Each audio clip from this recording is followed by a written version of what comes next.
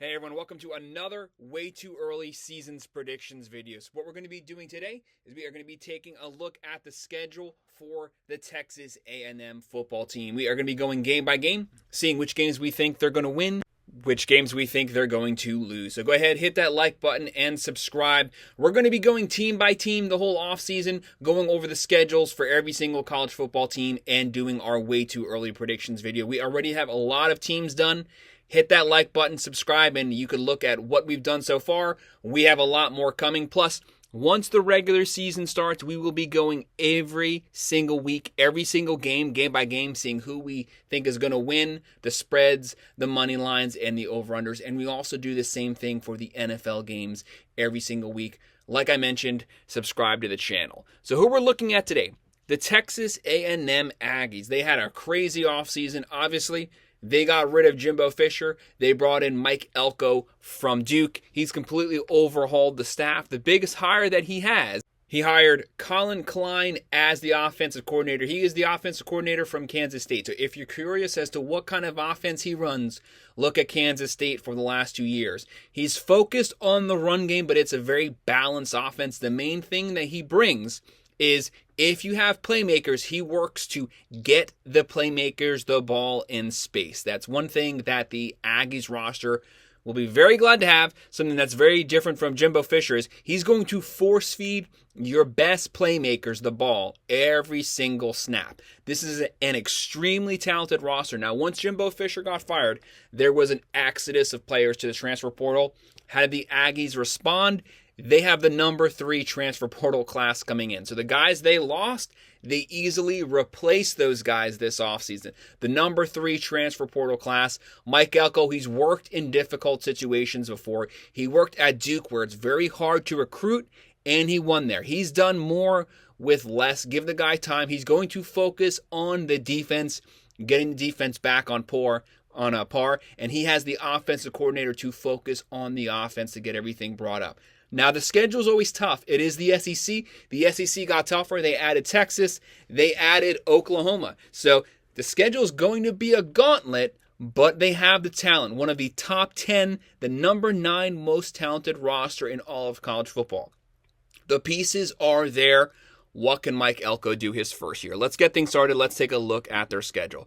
So they kick things off on their schedule. The very first game is Saturday, August 31st, a crazy out-of-conference game, the Notre Dame Fighting Irish. Notre Dame's going to be ranked number 10. The Aggies are going to come in preseason 20-25. So this is a massive matchup. They have a tough in-conference schedule, and they also have a tough out-of-conference schedule fighting Notre Dame. Notre Dame does come to College Station. That's a big thing there. But the Irish are a really good team. They're going to be top 10.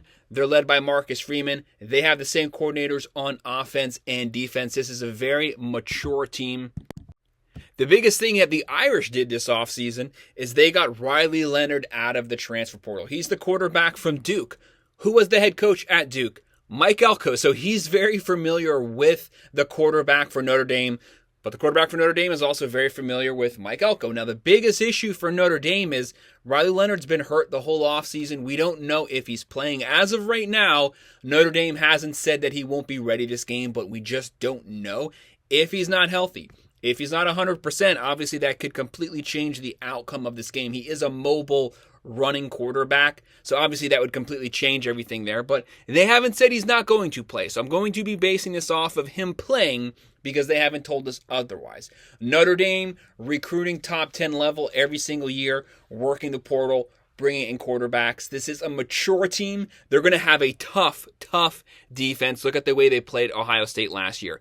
Based off of their defense travels no matter what.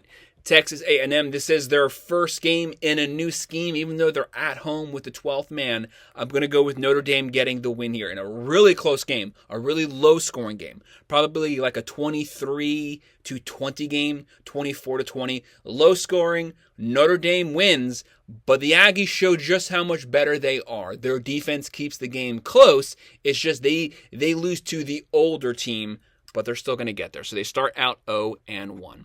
Then the next week, Saturday, September 7th, we have McNeese Cowboys. This game is also in College Station. There's not much to say on this one. Aggies showed who they were, showed the promise they have. They come back from that loss, and they beat the crap out of the Cowboys. This is going to be a blowout. They're going to beat them bad. Probably going to be like a 48 or 50-7 game, 7 or 10. But they're now 1-1.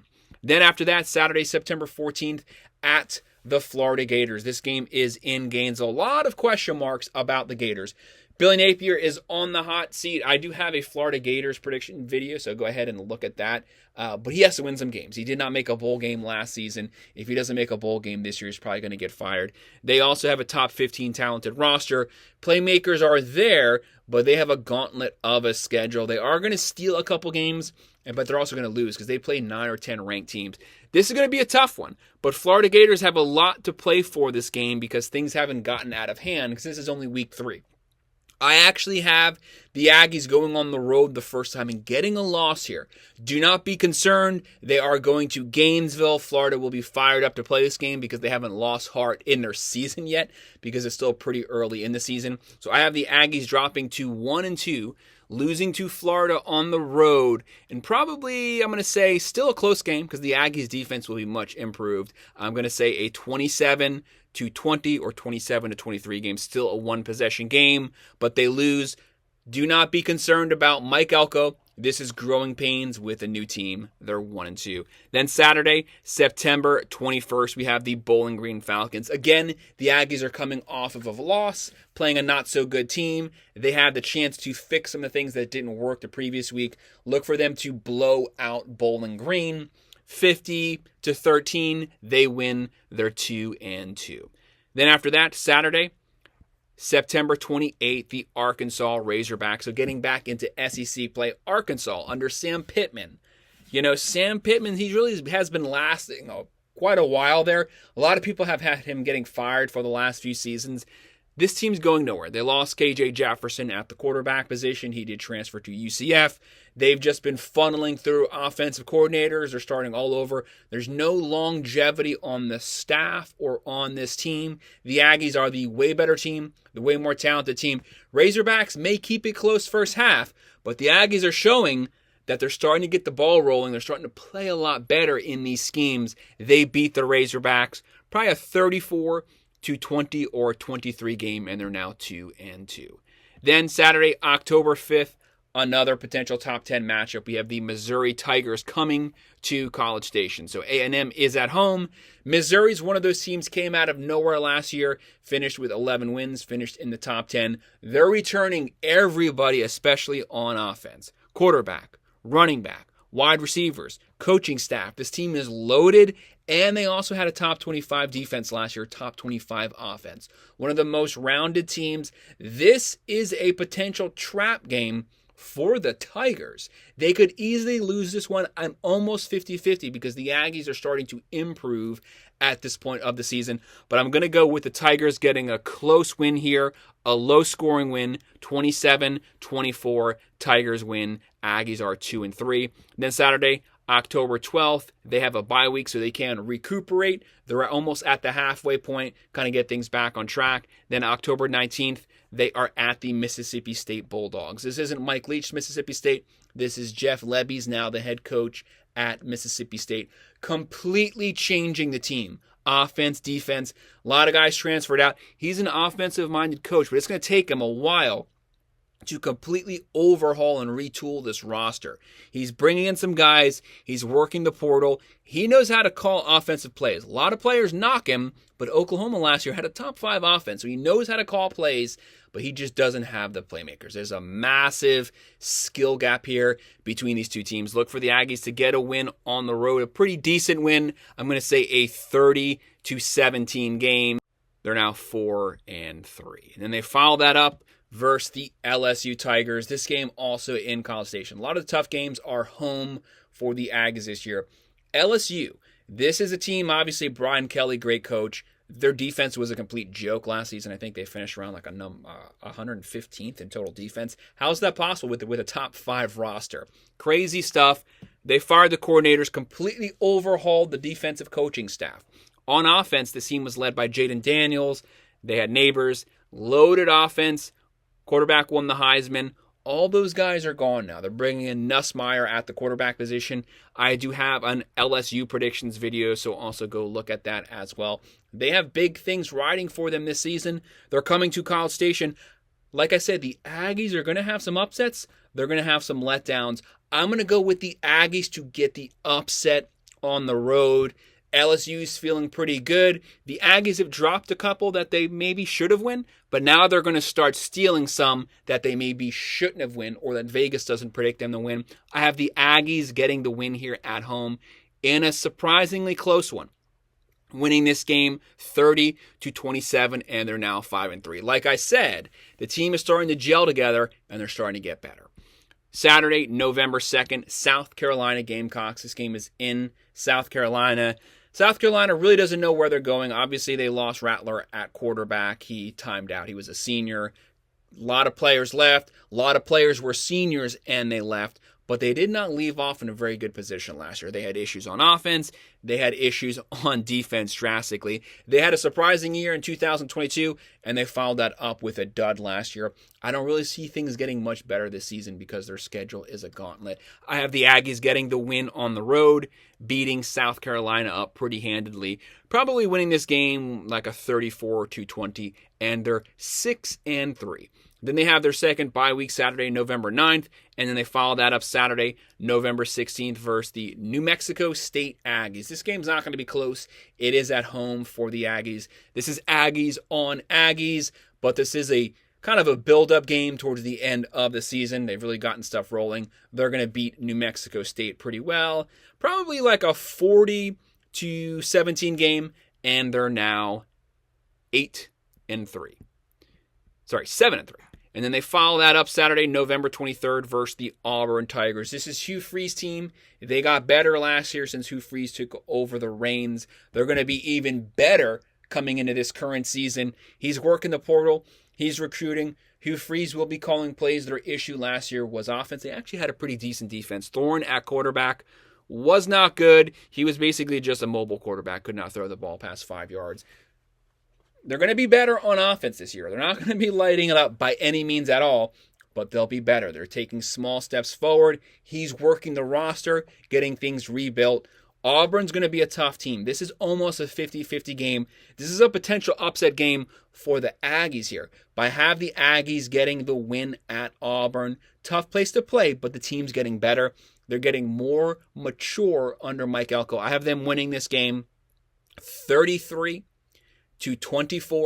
getting the win versus Auburn. They're now 8-3. People are really buying in. And then you have a massive, massive rivalry game the next week. Saturday, November 30th, the Texas Longhorns, who are probably going to potentially be top 5, top 10 at this point of the season, fighting for the SEC championship, fighting to make the playoffs. It's going to be a very talented team. Texas has a top 10, top 5 roster. They're loaded at every single skill position. Quarterback, running back, wide receiver. They had a top 25 offense last year, a top 20 defense. They're going to have a really good defense this year. Their defense is mainly, just like Notre Dame, is built around stopping the run, which is how the Aggies want to beat you. Klein is a balanced play caller, but his balance is built on the back of the running back position. Notre Dame's going to win that first game because their D-line is one of the best in the country. They're going to force you to go vertical. The Aggies have Connor Wegman at quarterback. Great quarterback. I think he's really going to light stuff up. He would have had a good season last year, but he got hurt. But even under Jimbo Fisher, he was putting up good numbers. Jimbo Fisher's play calling obviously completely fell off. He was calling 1970s type plays. But Texas is another beast. But this game is in College Station here. This is one of the biggest rivalries getting renewed now that both teams are in the SEC. This game could go either way. There's a lot of built-up blood there, but Sarkisian has the Longhorns rolling. They fell off last year at the very end of the season, then got things right back up right before the playoffs, riding into the playoffs. Sarkisian always actually learns from his mistakes. Look for him to not allow the Longhorns to fall off second half of the season, to be getting hotter as the season's rolling on, for him to stay on the gas. They fell off last season, then they picked things up really fast the last 2 to 3 weeks. Look for him to stay on the gas pedal this whole season, first season in the SEC. I have the Longhorns getting the win here. They're just too deep at every single position, but it's not just the depth. The Aggies are deep. But the Longhorns have mature depth. They have guys that have been there for a couple years. They've held down those positions with the same coaching staff. The only reason the Aggies lose this game is a brand new coaching staff this season, even though they have the depth. I have this game being a close one, probably a 30-27, a one-possession game, max an 8-point game. Close game down to the end. Longhorns steal the in-state rivalry, and the Aggies finish the season 8-4. Do not scoff at that at all. That's a very good season with this tough schedule. This is a pretty tough schedule. There's multiple top 15, top 10 games. There's like 4 top 10 games there, and you still finish 8-4 with your head coach's first season with this team. New coaching staff, a lot of new players coming in, but the Aggies are building the foundation. Connor Wegman will have a great season. He still has time. Mike Elko recruiting well, working the portal, building a tough physical offense under Klein, a top physical defense that he's going to make sure he has his reins on the defense. But Aggies finish the 2024 regular season 8-4 and building things up towards a positive future going forward in 2025. So that's my breakdown of the 2024 way too early schedule for the Aggies. Hit that like button and subscribe. If you have any comments, drop them below and I'll make sure to respond. Thanks.